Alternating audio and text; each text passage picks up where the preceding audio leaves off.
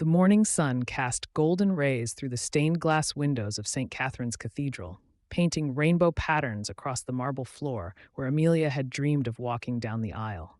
She stood before the ornate mirror in the bridal suite, her reflection showing a woman who should have been glowing with happiness, but instead carried shadows beneath her eyes, shadows that spoke of sleepless nights and growing doubts.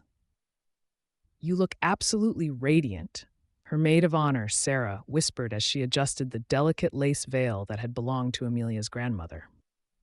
The vintage dress, with its intricate beadwork and flowing train, had been altered to perfection, yet Amelia felt anything but perfect.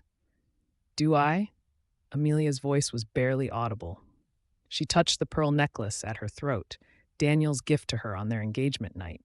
The memory of that evening felt like a lifetime ago, when his eyes had sparkled with what she believed was genuine love, when his promises had felt unbreakable. Sarah paused in her ministrations, catching Amelia's troubled expression in the mirror. "Honey, what's wrong? You should be over the moon right now." Amelia wanted to voice her concerns, the nagging feeling that had been growing stronger each day leading up to this moment. Daniel had been distant lately, taking mysterious phone calls that he'd end abruptly when she entered the room. There were the late nights at the office that seemed to multiply, and the way his smile never quite reached his eyes anymore when he looked at her. But how could she explain that to Sarah? How could she admit that she was about to marry a man she was no longer sure loved her? "Just nerves," Amelia finally said, forcing a smile that felt as fragile as spun glass. Meanwhile, in the groom's quarters, across the cathedral, Daniel stood before his own mirror, his hands trembling as he attempted to tie his bow tie for the third time. His best man, Marcus, watched with growing concern. "Dude, you're shaking like a leaf. What's going on?" Daniel's reflection stared back at him, a man caught between duty and desire, between the woman he was supposed to marry and the woman who had recently walked back into his life like a hurricane, destroying everything in her path. Clara, even thinking her name sent a jolt through his system. She had appeared 3 weeks ago at his office, looking exactly as stunning as she had 5 years earlier when she'd left him for what she claimed were better opportunities in New York. Her auburn hair still caught the light the same way. Her green eyes still held that mischievous spark that had first captivated him in college. "I made a mistake, Danny," she had whispered during their first clandestine meeting at the coffee shop downtown. "I thought I wanted the big city, the glamorous life, but all I really wanted was you. I never stopped loving you." The words had hit him like a physical blow. For months after Clara left, he had waited for her to come back, to realize what they had together. When she didn't, he had slowly, painfully tried to move on. Amelia had been a balm to his wounded heart, kind, gentle, understanding. She had helped him heal, and somewhere along the way, he had convinced himself that what they had was love. But now, with Clara back, he realized the difference between healing and loving. Amelia was his safe harbor, but Clara was his storm, dangerous, unpredictable, and utterly intoxicating. "I can't do this," Daniel whispered, his hands falling to his sides. Marcus stepped closer, his voice urgent. "What are you talking about? You can't do what?" "Marry her. I can't marry Amelia when I'm still in love with someone else." The words hung in the air like a confession at a tribunal. Marcus stared at his friend in disbelief. "Are you insane? Amelia is perfect for you. She's kind, she's beautiful, she loves you unconditionally, and you're going to throw that away for what? Some fantasy about your ex?" But Daniel was already moving toward the door, his decision crystallizing with each step. "I have to stop this before it goes too far. Amelia deserves better than a man who can't give her his whole heart." The cathedral was filled to capacity with 300 guests, their excited chatter creating a symphony of anticipation. Amelia's parents sat in the front row, her mother dabbing at her eyes with a lace handkerchief, her father checking his watch with the precision of a man who had planned this day down to the minute. Daniel's family occupied the opposite side, his mother resplendent in navy blue, his father looking uncomfortable in his formal attire, but proud nonetheless. Friends from college, work colleagues, distant relatives, all gathered to witness what should have been the happiest day of two people's lives. The organist began the processional, and the congregation rose as one. Sarah walked down the aisle first, her smile bright and encouraging as she took her place at the altar. The flower girl, Amelia's 6-year-old niece, scattered rose petals with the seriousness of someone performing a sacred duty. And then came Amelia. She appeared at the back of the cathedral like a vision, her arm linked with her father's, her veil flowing behind her like a cloud. The guests sighed collectively at her beauty, cameras flashed despite the no photography rule, and somewhere in the crowd, her grandmother's friends whispered about how she looked exactly like her grandmother had on her wedding day 60 years ago. But as Amelia walked down that endless aisle, her eyes fixed on Daniel waiting at the altar, she saw something that made her heart skip, not with joy, but with dread. His face was pale, his expression tortured rather than joyful. This was not the face of a man eager to pledge his life to her. When she reached the altar and her father placed her hand in Daniel's, she felt the tremor in his fingers, saw the conflict in his eyes. The officiant began the ceremony, his voice echoing through the cathedral, but Amelia barely heard the words. All she could focus on was the man standing before her, the man she loved, who clearly did not want to be there. "Dearly beloved," the officiant intoned, "we are gathered here today to witness the union of Daniel and Amelia in holy matrimony." The words felt like stones dropping into still water, each one creating ripples of unease. Amelia's bouquet trembled in her hands as she watched Daniel's face, searching for any sign of the love she had once been so sure of. "Marriage is not to be entered into lightly," the officiant continued, "but with careful consideration and mutual respect." Mutual respect. The phrase echoed in Amelia's mind. Was there mutual respect when one person was clearly having second thoughts? When one person was going through the motions while their heart was elsewhere? The ceremony progressed through the traditional readings, each word feeling more hollow than the last. When it came time for the vows, Daniel's voice cracked as he spoke the words he had memorized, words that should have come from his heart but instead sounded rehearsed and empty. Amelia's own vows caught in her throat. How could she promise to love and cherish a man who was so obviously struggling to make the same promise to her? And then, just as the officiant was about to ask for the rings, the cathedral doors burst open with a sound that echoed through the sacred space like thunder. Every head turned, every conversation stopped, every breath was held as a figure in a stunning red dress strode down the aisle with the confidence of someone who owned the world. Clara. She was even more beautiful than Amelia remembered from the few photos she had seen. Her auburn hair was styled in perfect waves, her makeup flawless, her dress, that bold red dress, a deliberate contrast to the white and pastels that dominated the wedding party. She walked with purpose, her heels clicking against the marble floor in a rhythm that seemed to match the frantic beating of every heart in the cathedral. "I object." Clara's voice rang out clear and strong, carrying to every corner of the cathedral.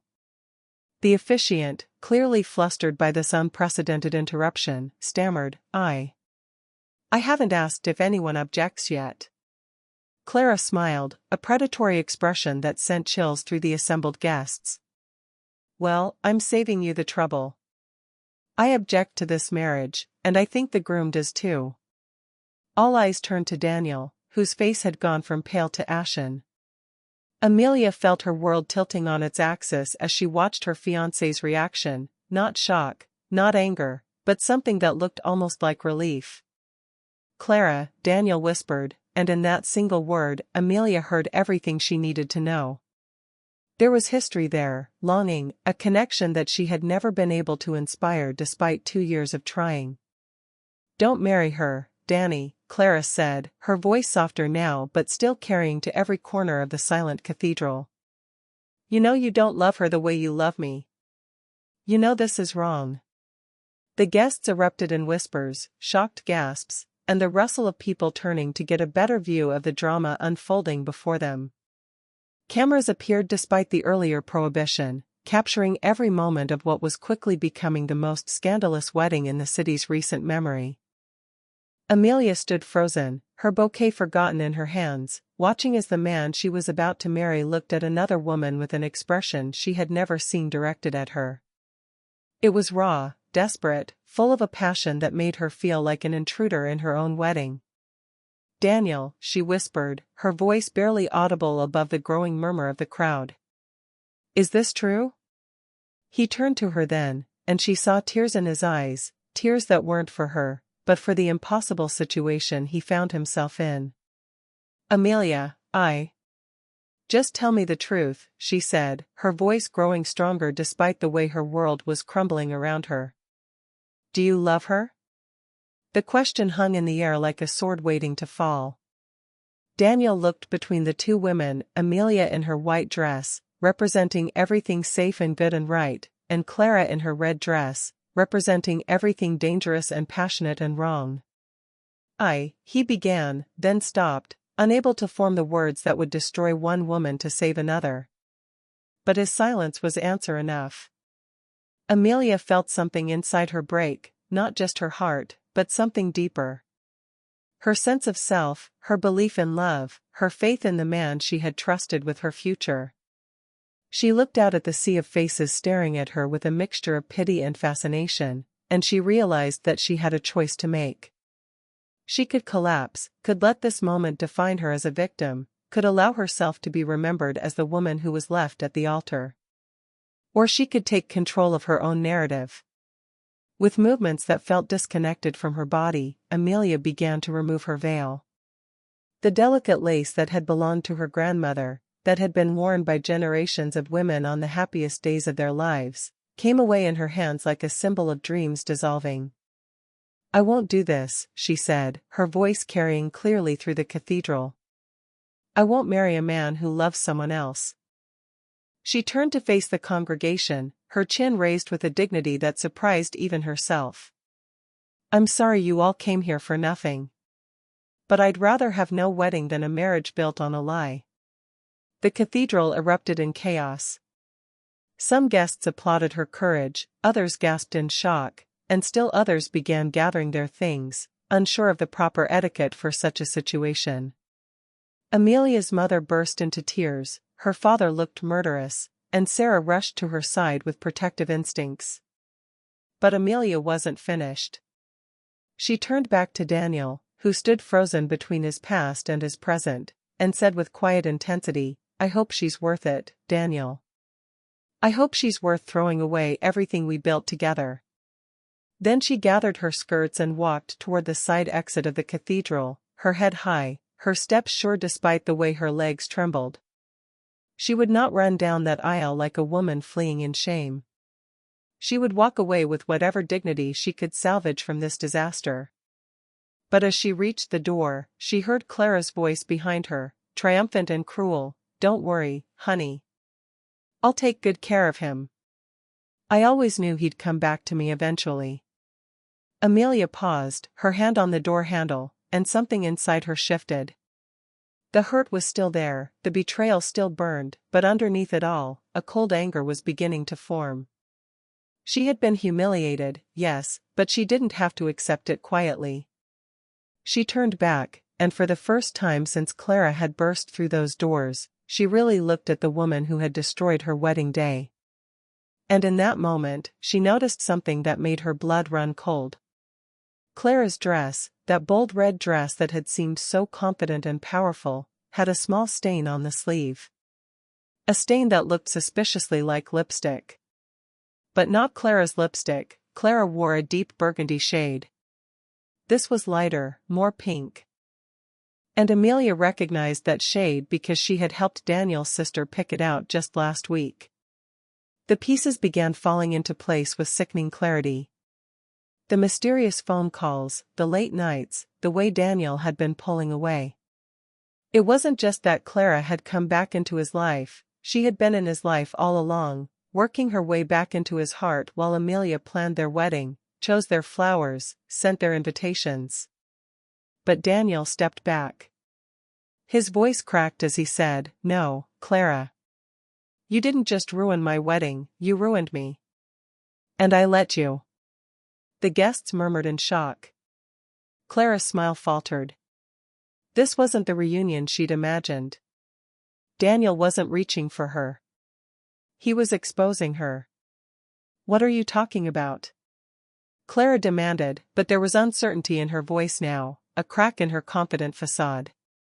Daniel's voice grew stronger, fueled by a sudden clarity that seemed to surprise even him. You came back not because you loved me, but because you couldn't stand to see me happy with someone else. You've been playing games, manipulating me, making me doubt everything good in my life. He turned to Amelia, his eyes filled with regret and something that might have been the beginning of understanding. I'm so sorry, Amelia. I let her get into my head, make me forget what we had together. I let her convince me that what we had wasn't real, wasn't enough. But the damage was done, and Amelia knew it. Even if Daniel was having a moment of clarity now, even if he was finally seeing Clara for what she really was, too much had been broken to be easily repaired. And then, out of nowhere, Amelia re-entered, not alone, but holding the hand of someone no one expected.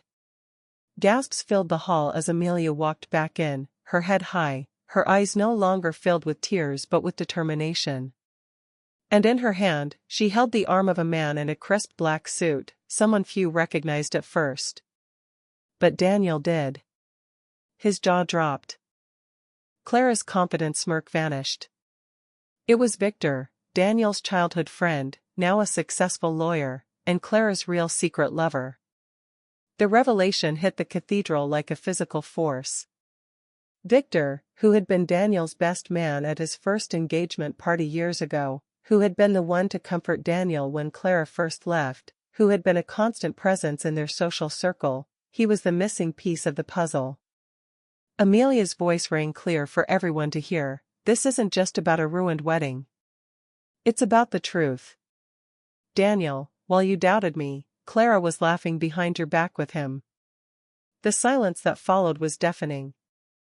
Every eye in the cathedral was fixed on the four figures at the altar: Daniel, pale and shaking; Clara, her face a mask of panic; Victor, trying desperately to blend into the background; and Amelia, standing tall with the evidence of betrayal literally in her grasp. How did you? Clara began, but her voice trailed off as she realized the futility of denial. Amelia's smile was cold and sharp. Did you really think I wouldn't notice? The lipstick on your dress isn't yours, Clara. It's the same shade that Victor's wife was wearing at the rehearsal dinner last night. The same wife who called me this morning, crying, because she found hotel receipts in his jacket pocket. Receipts for the same hotel where you've been staying since you came back to town.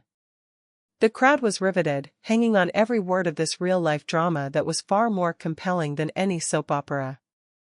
Phones were recording, social media was buzzing, and somewhere in the back of the cathedral, a reporter who had been covering the society wedding was frantically taking notes. Clara froze, her face pale, while Victor tried to slip away, but Amelia tightened her grip.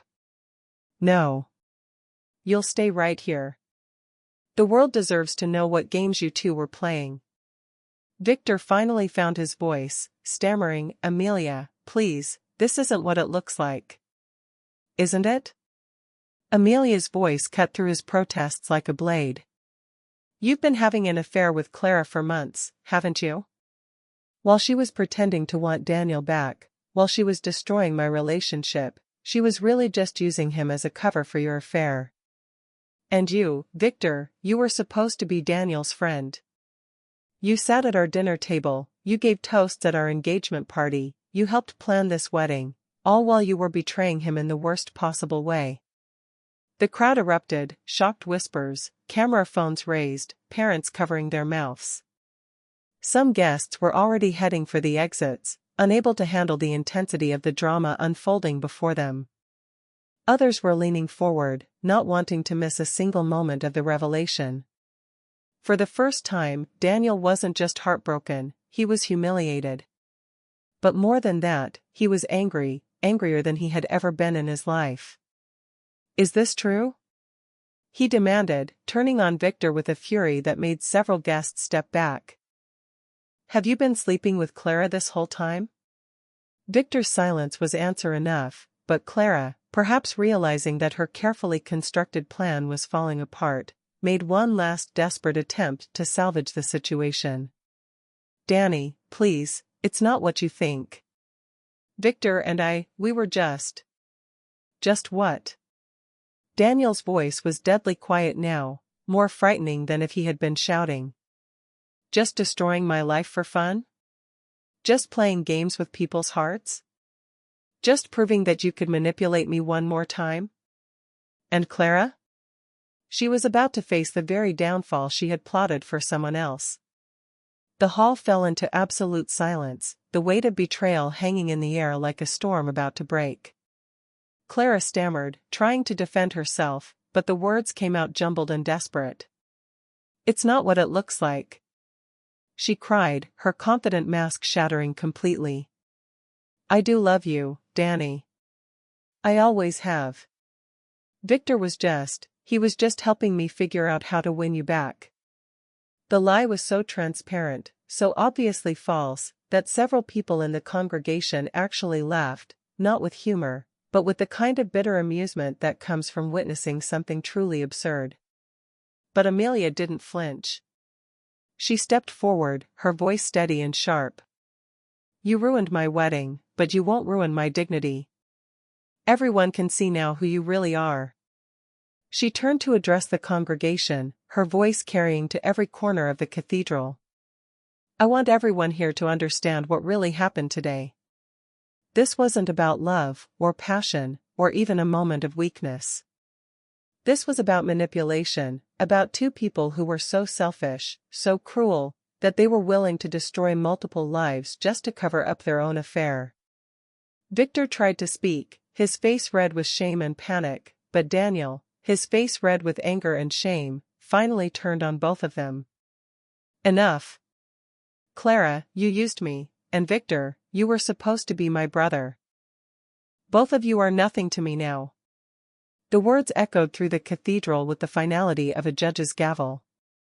Daniel's voice broke on the last word, and for a moment, the anger gave way to the raw pain underneath, the pain of betrayal by two people he had trusted completely. Get out, he said, his voice quieter now but no less forceful. Both of you. Get out of this church, get out of this city, get out of my life. I never want to see either of you again. Clara made one last desperate attempt, reaching for Daniel's arm. Please, Danny, don't do this. We can work this out. We can, don't touch me, Daniel said, jerking away from her as if her touch burned. Don't ever touch me again. The crowd erupted in murmurs, some clapping for Amelia's courage, others for Daniel's finally standing up to his manipulators. The sound was like thunder rolling through the cathedral, a release of all the tension that had been building since Clara first walked through those doors. Clara, humiliated and exposed, looked around at the sea of faces staring at her with disgust and condemnation. Her grand gesture, her moment of triumph, had turned into her complete downfall. She gathered what remained of her dignity and stormed out, dragging Victor behind her, their footsteps echoing through the cathedral like the retreat of a defeated army. But the drama wasn't over yet.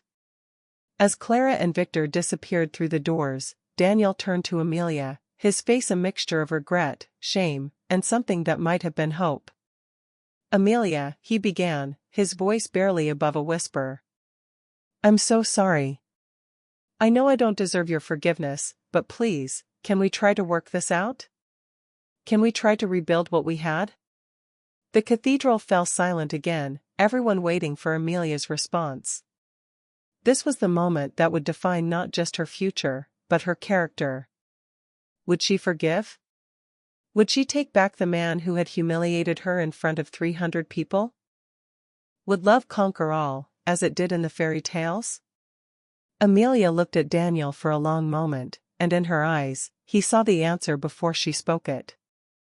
No, Daniel, she said softly, but her voice carried clearly through the silent cathedral. I can't do that. She took a step back, creating physical distance that mirrored the emotional chasm between them. What happened here today wasn't just about Clara and Victor. It was about you choosing to doubt me, choosing to believe that what we had wasn't enough, choosing to let someone else poison your mind against me. Her voice grew stronger as she continued. A marriage isn't just about love, Daniel. It's about trust, about commitment, about choosing each other every single day, even when it's hard. And you didn't choose me. When it mattered most, when Clara came back and started playing her games, you didn't choose me. Daniel's face crumpled, and for a moment, he looked like a lost child. But I see it now. I see what she was doing, what they were both doing. I see how wrong I was. I know you do, Amelia said, and there was genuine sadness in her voice. But seeing it now doesn't change what happened. It doesn't change the fact that you were willing to leave me at the altar for a woman who was using you. It doesn't change the fact that you broke my trust in the most public, humiliating way possible. She looked out at the congregation, at all the people who had come to celebrate their love and had instead witnessed its destruction. I won't be the woman who takes back a man who left her at the altar, no matter how sorry he is afterward. I won't be the woman who settles for being someone's second choice. And Amelia? She walked away from the altar, not as a broken bride, but as a woman who had faced betrayal head-on and exposed the truth. Her steps were measured and sure as she made her way down the aisle, past the shocked faces of family and friends, past the whispers and the cameras and the chaos. She walked with her head high, her shoulders back, every inch the picture of dignity in the face of disaster. At the back of the cathedral, she paused and turned back one last time. Daniel stood alone at the altar, surrounded by the wreckage of what should have been the happiest day of their lives. The officiant had disappeared, the wedding party was in disarray, and the guests were beginning to file out in confused clusters. I hope you find what you're looking for, Daniel, Amelia called out, her voice carrying clearly through the cathedral. But you won't find it by chasing ghosts from your past or by settling for women who don't respect you enough to be honest with you. She turned to the congregation one last time. Thank you all for coming today. I know this isn't the celebration you expected, but sometimes the most important celebrations are the ones where we celebrate our own strength, our own worth, our own ability to walk away from situations that don't serve us. The wedding didn't end with vows, but with a lesson. Sometimes walking away with your self-respect is far more powerful than staying. As Amelia walked out of the cathedral and into the bright afternoon sunlight, she felt something she hadn't expected to feel: relief. The weight of doubt, of trying to make a relationship work with someone whose heart was elsewhere, of pretending that everything was fine when it clearly wasn't, all of that lifted from her shoulders like a physical burden being removed. Behind her, the cathedral emptied slowly, guests filing out in small groups, their conversations a mixture of shock, admiration, and speculation about what would happen next. Some approached Amelia to offer their support, others simply nodded respectfully as they passed. A few even thanked her for her courage, for showing them what it looked like to choose self-respect over settling. Sarah caught up with her at the bottom of the cathedral steps, still in her bridesmaid dress, her face a mixture of concern and pride. "Are you okay?" she asked, taking Amelia's arm. Amelia considered the question seriously. Was she okay? Her wedding had been destroyed, her relationship was over, her future was suddenly uncertain. By all conventional measures, she should be devastated. But as she stood there in her wedding dress, surrounded by the ruins of her carefully planned day, she realized that she felt more like herself than she had in months. The doubt was gone, the uncertainty was gone, the feeling that she was trying to force something that wasn't meant to be, all of it was gone. "You know what?" she said, a genuine smile spreading across her face for the first time that day. "I think I am."